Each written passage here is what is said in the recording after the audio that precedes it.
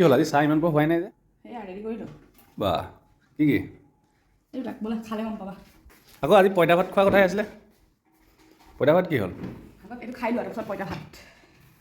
কাম কৰিব আছে পঁইতা ভাতৰ লগত যোগাৰ কৰিবলৈ এইটো খাই চাওঁ তাৰপিছত কৰিব মজা চেনিটো নাই কিন্তু গুড় দি বনাইছিলোঁ কমনটো ভালেই আছে তো আজি আমাৰ চলিব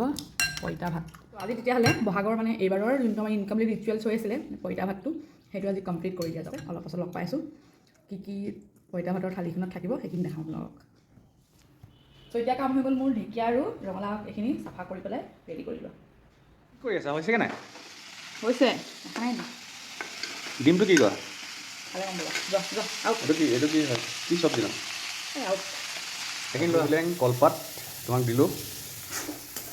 বাহ ইমান কমত যে খং উঠিছে এইটো কি ডিম আৰু ভোক লাগছে বহুত দেৰি মূৰত এতিয়া পঁইতা ভাত ৰেডি এয়া যোগাৰ বহুত সময় যায় কি ৰান্ধিলোঁ এয়া দেখাম তাৰ আগত এখন ধুনীয়া ফটো উঠাই লওঁ কি বনালা ৱাও ধেৰ বনালাচোন ধেৰ বনালোঁ কিবাকিবি কিছুমান ধৰিব পাৰিছোঁ বাৰু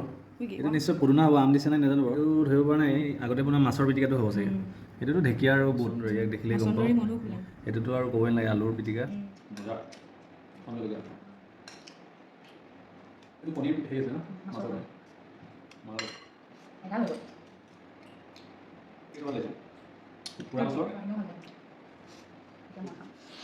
চ' এতিয়া হৈ গ'ল আমাৰ খানা এইবিলাক ৰান্ধিলোঁ এজনে খাই আছে কেনেকুৱা পাইছা